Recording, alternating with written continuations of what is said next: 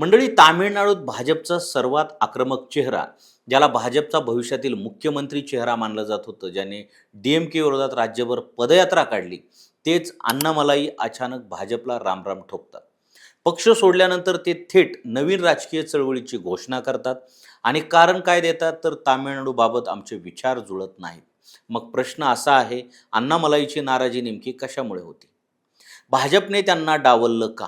ए-आय-डी-एम-के सोबतची युती हा वादाचा मुख्य मुद्दा होता का? आणि अण्णामलाईच्या जाण्यानं तामिळनाडूतील भाजप कमकुवत होणार का? तामिळनाडूत भाजप वाढवणारा नेता अखेर भाजपच सोडून गेला. हा फक्त राजीनामा नाही, तर दक्षिणेच्या राजकारणात नव्या अध्यायाची सुरुवात असू शकते. के अण्णामलाई हे माजी IPS अधिकारी. 2020 मध्ये त्यांनी भाजपमध्ये प्रवेश केला. काही वर्षातच ते तामिळनाडू भाजपचे सर्वात लोकप्रिय आणि चर्चेतले नेते बनले. त्यांच्या नेतृत्वाखाली भाजपने राज्यात आक्रमक विरोधकाची भूमिका घेतली. विशेषतः डी-एम-के सरकारवर त्यांनी सातत्याने हल्लाबोल केला. तरुणांमध्ये, सोशल मीडियावर आणि शहरी मतदारांमध्ये अण्णामलाईंची लोकप्रियता वाढत गेली. पण गेल्या काही महिन्यात पक्षांतर्गत मतभेदांच्या चर्चा सुरू होत्या. त्यांची प्रदेशाध्यक्ष पदावरून हकलपट्टी झाली नाही, पण त्यांची जागा नयनार नागेंद्रन यांच्याकडे देण्यात आली.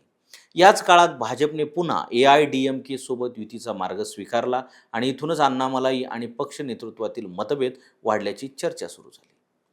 तर नमस्कार मंडळी, मी PK भांडुळकर आणि तुम्ही पाहतात सत्ता मंच. बातमी नव्हे तर बातमी मागचं विश्लेषण. मंडळी, 5 जून 2026 रोजी अण्णामलाई यांनी भाजपच्या प्राथमिक सदस्यत्वाचा राजीनामा दिला. भाजप अध्यक्ष नितीन नवीन यांनी तो स्वीकारला. यानंतर अण्णामलाई यांनी नवीन राजकीय चळवळ सुरू करण्याची घोषणा केली. त्यांनी स्पष्ट सांगितले की ही चळवळ पुढे राजकीय पक्षात रूपांतरित होऊ शकते आणि आगामी निवडणुका लढवू शकते. चला तर पाहूयात मुद्देसूद नेमकं प्रकरण काय. मुद्दा क्रमांक 1, अण्णामलाईची खरी नाराजी काय होती? उपलब्ध वृत्तानुसार अण्णामलाई यांना प्रदेशाध्यक्ष बदलणे आणि ए-आय-डी-एम-के सोबत पुन्हा युती करण्याचा निर्णय मान्य नव्हता. ते तामिळनाडूत भाजपने स्वतंत्रपणे लढावे असे मानत होते. मुद्दा क्रमांक 2, ए-आय-डी-एम-के युतीचं राजकारण. भाजप नेतृत्वाला वाटत होते की डी-एम-केला रोखण्यासाठी ए-आय-डी-एम-के सोबत जाणं आवश्यक आहे. मात्र अण्णामलाई स्वतःचा स्वतंत्र राजकीय विस्तार करू इच्छित होते. यामुळे धोरणात्मक संघर्ष निर्माण झाला. मुद्दा क्रमांक 3, अण्णामलाईचे नवीन मिशन काय? अण्णामलाई यांनी वंशवाद आणि व्यक्तिपूजावाद राजकारण संपवण्यासाठी नवीन चळवळ सुरू करत असल्याचं म्हटलं आहे. त्याचा थेट निशाणा डी-एम-के आणि पारंपरिक द्रविड राजकारणावर असल्याचं मानलं जात आहे. मुद्दा क्रमांक 4, भाजपला किती मोठा धोका? तामिळनाडूत भाजपचा सर्वात ओळखला जाणारा चेहरा अण्णामलाई होते. त्यांच्या जाण्यामुळे पक्षाच्या स्थानिक संघटनात्मक ताकदीवर परिणाम होऊ शकतो. मुद्दा क्रमांक 5, इतर नेतेही का बाहेर पडत आहेत? अण्णामलाई यांच्या राजीनाम्यानंतर प्रदेश उपाध्यक्ष करू नागराजन आणि राज्य सचिव सुमती व्यंकटेश यांच्यासह अनेक नेत्यांनीही पक्ष सोडला. यामुळे हा केवळ एका व्यक्तीचा निर्णय नसून मोठ्या असंतोषाचा संकेत मानला जात आहे. मुद्दा क्रमांक 6, नवीन पक्षाची शक्यता. अण्णामलाई सध्या चळवळीबद्दल बोलत आहेत, पण अनेक अहवालानुसार ते पुढे पूर्ण राजकीय पक्षात रूपांतरित होऊ शकतं. मुद्दा क्रमांक 7, फायदा कोणाला? अल्पकालीन फायद्याच्या दृष्टीने याच डी-एम-केला लाभ होऊ शकतो, कारण विरोधी मतांचे विभाजन होण्याची शक्यता वाढलेली आहे. मात्र दीर्घकालीन चित्र वेगळं असू शकतं. मुद्दा क्रमांक 8, अण्णामलाईची ताकद काय? त्यांची IPS म्हणून प्रशासनातील पार्श्वभूमी, स्वच्छ प्रतिमा, तरुणांमध्ये लोकप्रियता, आक्रमक वक्तृत्व, सोशल मीडिया प्रभाव ही त्यांची सर्वात मोठी राजकीय भांडवल आहे. मुद्दा क्रमांक 9, सर्वात मोठं आव्हान काय? भाजपची संघटना, निधी, कार्यकर्त्यांचं जाळ आणि निवडणूक यंत्रणा आता त्यांच्या मागे नसेल. स्वतंत्र पक्ष उभा करणं हेच त्यांच्या समोरचं सर्वात मोठं आव्हान असेल.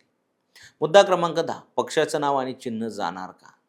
सध्या तरी तसा प्रश्न नाही, कारण अण्णामलाई यांनी भाजपमध्ये फूट पाडून स्वतंत्र गट निर्माण केलेला नाही. ते स्वतः पक्ष सोडून बाहेर पडलेले आहेत. म्हणून शिवसेना किंवा राष्ट्रवादी काँग्रेससारखा नाव आणि चिन्ह वाद निर्माण होण्याची शक्यता सध्या दिसत नाही. मात्र भविष्यात जर मोठ्या प्रमाणावर नेते आणि कार्यकर्ते त्यांच्यासोबत गेले तर तामिळनाडूतील राजकीय समीकरण नक्की बदलू शकतात. तर म्हणजे चला पाहूया सत्ता मंचचा निष्कर्ष काय. या संपूर्ण घडामोडीकडे पाहिल्यास 3 गोष्टी स्पष्ट दिसतात. गोष्ट पहिली, अण्णामलाई यांचा राजीनामा हा भावनिक निर्णय नसून विचारधारात्मक आणि रणनीतिक मतभेदांचा परिणाम आहे. दुसरी गोष्ट, तामिळनाडूत भाजपसमोर नेतृत्वाचा प्रश्न निर्माण झालेला आहे.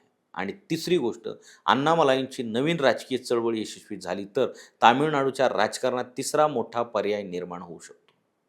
म्हणजे आता तुम्ही सांगा, अण्णामलाई यांनी भाजप सोडून योग्य निर्णय घेतलेला आहे का? की राष्ट्रीय पक्ष सोडून स्वतंत्र राजकारण करणं ही मोठी राजकीय जोखीम आहे? तुमचं मत आम्हाला कमेंटमध्ये लिहा आणि व्हिडिओ आवडला असेल तर लाईक करा, शेअर करा आणि सत्ता मंचला सबस्क्राईब करा आणि इन्स्टा पेजला फॉलो करायला विसरू नका.